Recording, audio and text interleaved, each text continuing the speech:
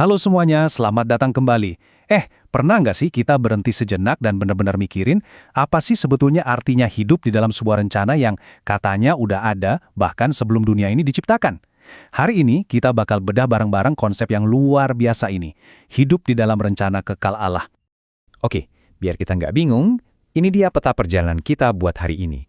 Kita bakal mulai dari yang paling dasar. Apa sih rencana Allah itu? Terus kita lihat sifat-sifatnya gimana? Lalu bagian praktisnya, gimana cara kita menemukan jalan kita di dalamnya. Kita juga akan bahas bagian yang sulit, yaitu saat rencana itu terasa berat.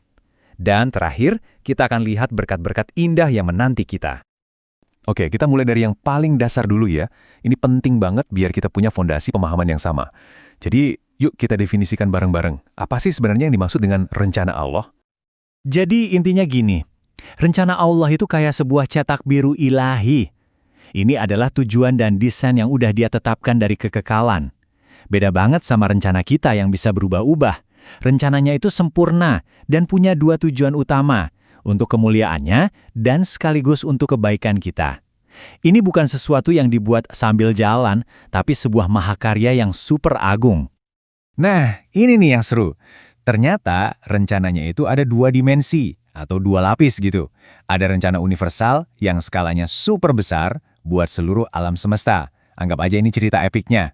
Tapi, di dalam cerita epik itu, ada rencana personal yang intim yang ditulis khusus buat kamu dan saya. Dan kerennya, keduanya ini saling nyambung, nggak bisa dipisahin. Dan ini bukan konsep yang baru dibuat-buat loh. Kalau kita lihat di kitab suci, kayak di Efesus ini, jelas banget disebutin kalau kita tuh udah dipilih secara pribadi, bahkan sebelum dunia ada.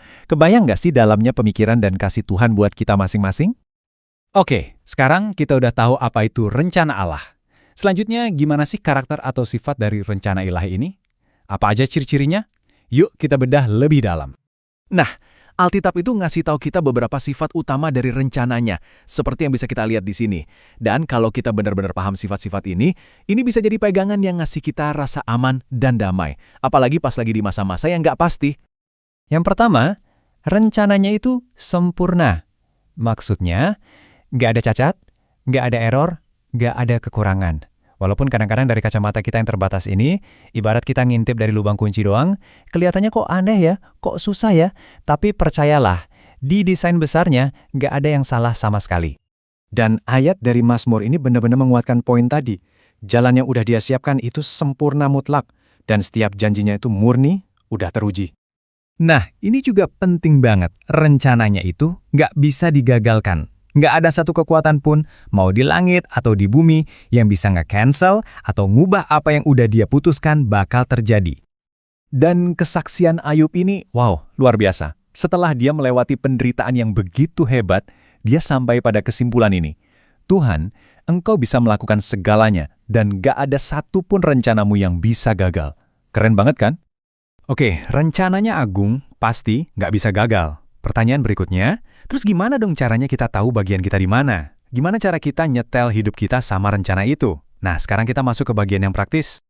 Ini dia, ada 4 alat atau kunci utama buat kita bisa nemuin kehendaknya. Anggap aja ini kompas kita. Firman Tuhan sebagai peta utama kita, doa untuk ngobrol langsung sama sutradaranya, kepekaan sama pimpinan Roh Kudus di dalam hati, dan juga mendengarkan nasihat dari orang-orang seiman. Semuanya ini bekerja bareng-bareng. Dan tentu aja panduan utamanya ya firman Tuhan.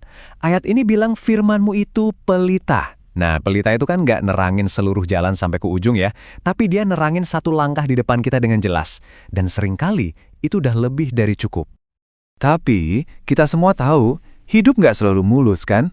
Gimana kalau jalan yang Tuhan kasih itu ternyata terasa sulit? Gimana kalau rencananya itu isinya justru penantian yang panjang atau bahkan penderitaan? Ini nih, pertanyaan sejuta umat kan? Pertanyaan yang mungkin kita semua pernah tanyakan. Kalau Tuhan itu baik dan rencananya baik, kenapa kok ada penderitaan? Kenapa kadang rasanya sakit banget? Nah, disinilah jawaban dari kitab suci benar-benar mengubah cara pandang kita. Roma 8 ayat 28 bilang, Tuhan itu turut bekerja dalam segala sesuatu. Bukan cuma yang baik-baik aja, tapi yang buruk, yang sakit, yang susah, semuanya Dia pakai untuk mendatangkan kebaikan. Jadi nggak ada yang sia-sia di tangannya. Dan dia juga ngasih janji yang luar biasa di Yeremia. Dia bilang, rancanganku itu bukan rancangan kecelakaan, tapi damai sejahtera untuk ngasih kamu hari depan dan harapan. Ini janji yang bisa kita pegang erat-erat pas lagi di lembah kekelaman. Jadi, kuncinya apa? Kuncinya adalah percaya. Bukan tentang ngerti 100%, tapi tentang percaya 100%. Jangan bersandar sama logika kita sendiri yang terbatas, tapi belajar untuk bersandar sepenuhnya sama hikmatnya yang tanpa batas. Oke, kita udah ngelewatin bagian yang sulit. Sekarang, bagian yang paling seru. Apa sih upahnya? Apa berkatnya kalau kita memutuskan untuk hidup di dalam rencananya? Kalau kita hidup di jalannya, itu bakal ngehasilin buah yang benar-benar nyata. Damai sejahtera yang anehnya ada pas lagi ada masalah. Hidup yang tadinya terasa, ngapain sih gue hidup, jadi punya tujuan. Kita punya harapan yang pasti, kita juga bertumbuh jadi lebih dewasa secara rohani, dan yang paling penting, kita ngerasain perlindungannya. Dan mungkin dari semua berkat itu, yang paling luar biasa adalah damai sejahtera yang melampaui segala akal. Pernah ngerasain nggak? Lagi ada badai di luar, tapi hati kita kok tenang? Nah, itu dia. Damai yang dari Tuhan yang akan menjaga hati dan pikiran kita. Nah, sebagai penutup, coba kita renungkan ini.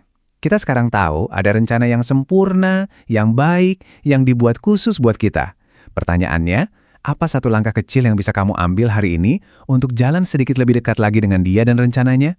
Semoga perenungan ini bisa jadi berkat buat kita semua.